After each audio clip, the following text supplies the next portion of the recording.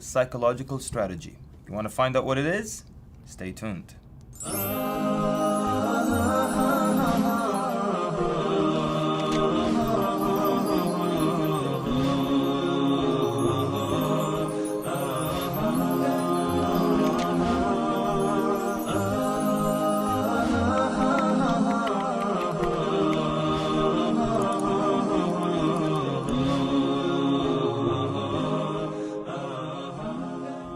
Assalamu alaikum wa rahmatullahi wa barakatuh. Bismillah ar-Rahman ar-Rahim. Alhamdulillah wa salatu wa salam ala Rasulillah. Amma ba'd.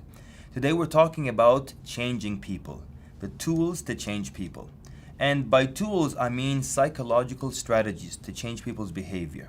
But I like using the word tools because when you buy a tool, there's more than one way to use it. There's more than one usage for a tool. Suppose I go in and I purchase a hammer.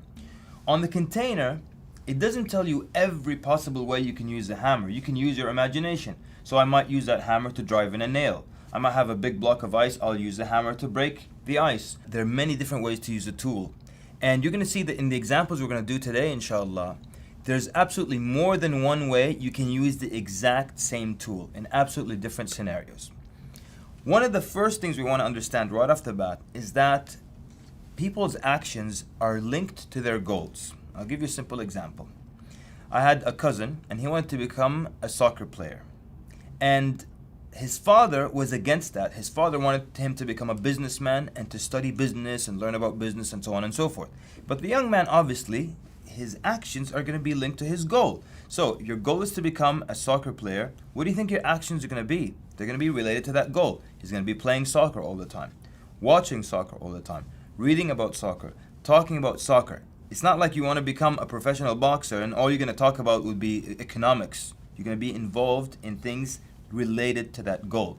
So one of the easy ways to change people's behavior is to change their goal. And this is exactly what Imam Malik's mother did. She didn't talk about, singing is bad and you're going to spend your time with people who don't worship Allah. All she started to do is make him like and want to be a scholar. And she did that in very smart ways. She was a very intelligent woman, rahimahullah. One thing she did, she made him dress up like a young sheikh. And he was so young that she had to go with him to the masjid for Fajr because he was so small. But if you imagine what he looked like, a young little boy dressed up like a little sheikh, which is exactly what we do to our children today. We give them the plastic stethoscope and we tell them you're a doctor, or we buy them that kit that has the handcuffs and the badge, you're a police officer. We make them love these professions. I've always said I would love to one day after Jum'ah see a father put his son or even his daughter up on the minbar after people leave on the pulpit and tell him, look, now you're the imam, speak to the people. Make them love that. So she made him love wanting to be a scholar and to love knowledge and without even speaking about singing.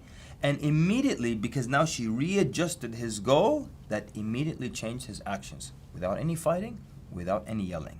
So we see the same tool used in completely different places.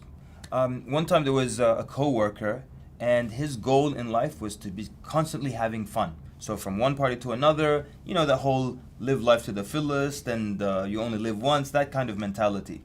And his whole point is he wanted to have a happy life and he thought by having a lot of fun, he could be happy. All we had to do is just adjust his understanding of what happiness is versus fun. Fun, short lasting, it's not like happiness. It's a deeper, more resounding feeling. And I always tell people, like if you go to an amusement park, you scream on your way down the roller coaster. You're having fun. But you're not screaming on your way back as you're driving home because the fun is over. Happiness is a longer feeling. So it was so simple for this person. Just when we readjusted the difference between having a happy life and a fun life, he was able to change his ways of wanting to go to parties all the time and wasting his time like that. One more time, actions are always linked to a goal. One of the other ways to help people change their behavior is to think highly of them and respect their intelligence. What does that have to do with them changing? You thinking highly of them. We'll illustrate it with a story. And this is a true story. There was this school that had this class of failing students that were not inspired and they were barely passing, getting F's and worst grades. So, needless to say, none of the teachers in that school wanted to teach that class. So one day this lady, she graduated, and this is her first year now to teach a classroom as a teacher now. She comes to the school And on the first day, the principal, he hands her that class because all the other teachers know it. They don't want to deal with it. He gives her that class and he gives her the names of the students, and next to the name of each student is a 3-digit number. So she goes to that class, she starts teaching, and within 2 months, the students are getting excellent grades, they're getting A's, they're doing their homework, they're writing essays. So the principal calls her back into his office. And he asks her, how did you manage to bring this failing group? For years they've been uninspired, and how did you manage to get them to study and get such high grades? And the teacher says, well, I basically just treated them based on their IQ level. The principal said, how did you know their IQ level? She said, that form you gave me at the beginning of the school year has their IQ level. He said, those were the locker numbers. So this teacher basically, she would read the name of the student and the locker number next to it. She thought it was the IQ level, so she would see the name 150, he must be a genius. 160, 130, and she never said you guys are geniuses. She just treated them like they were geniuses, and they lived up to her expectation. And this is how we are. So if you think highly of an individual, they work hard to live up to that expectation of yours. Let's take another example of this. Let's say there are like 4 siblings, brothers and sisters. They all live in a house. Each one has their own bedroom, and all year long their bedrooms are a complete total mess. Then they had their uncle who's coming from out of town to visit them. He's going to stay with them for 2 days. It just so happened that child number 3 cleaned up his room just before the visit of the uncle. It just once a year he cleans the room. He cleaned it that day. Then the uncle comes and they're showing him around the house, and he sees every bedroom. Everyone is a complete mess except for child number 3. Their bedroom is absolutely clean. So he's impressed and he starts to praise this child. So amazing, that's incredible. I've never seen a young man with such a clean room, and I'm so proud of you, and you're the most organized one from all your brothers and sisters. Little does he know, he's just like the rest. It just so happens that he coincided with this time when he cleaned the room. But now, you answer this question.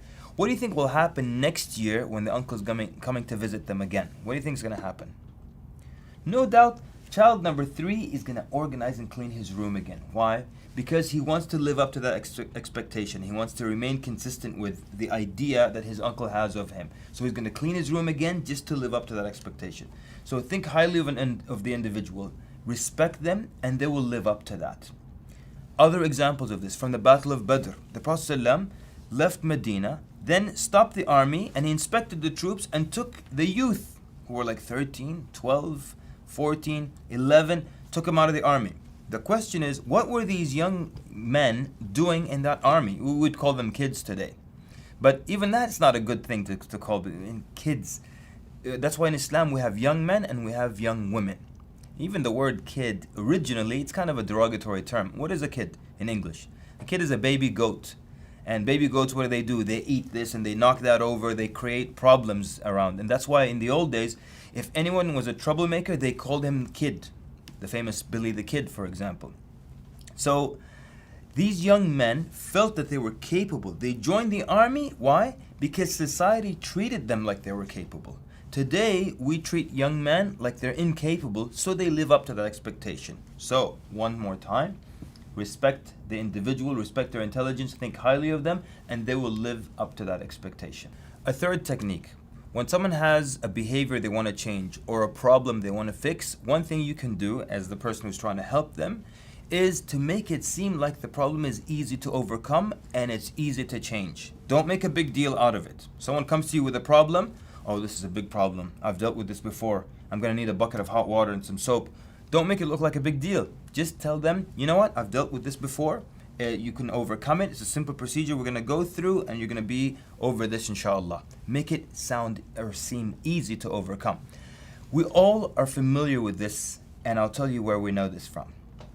You know, when children fall, what's the first thing they do when a child falls? Before even crying, they look up at the faces of the adults, and based on the reaction and the expression on their face, they decide if they're going to cry or not. That's why if a child falls really hard, first thing they look up at the adult, and if the adult is like this, the child starts crying immediately because it's so dramatic now. You know, that's why for me, when a child falls next to me, I just look at them all cold and I tell them, okay, what? Did you break the floor? Let's go. Get up and go. And the child gets up, and just starts following. They don't cry when you don't make it look like a big deal. If a child falls, even if it's not a severe fall, and you're like, oh my God, what, are you okay? The child immediately makes it, becomes a dramatic thing. They start crying. You make something seem simple, it will be simple for the individual, and they'll be able to overcome it. You know something? Let me close by saying this. This is an interesting fact. You know how sometimes people tell you, visualize yourself doing the action. And you might think, well, that's nonsense. I'm going to sit there and visualize. Let me go out and do it, right? But actually, studies have shown that when you visualize doing something before actually doing it, it could be a sport, a golf swing, shooting a basketball, whatever it is. When you visualize it first and then you do it, you actually turn out to be a little bit better. Why is that? Studies have shown that when you visualize, you actually fire up the same cells in the brain that would be used if you actually did the action. So there's always benefit in that. Make things seem simple. Inshallah, you will apply those tools, those techniques, psychological strategies to whoever you're trying to change or talk to or help. Jazakumullah khair for attentive listening. Sallallahu wa barak ala Muhammad. Wassalamu alaikum wa rahmatullahi wa barakatuh.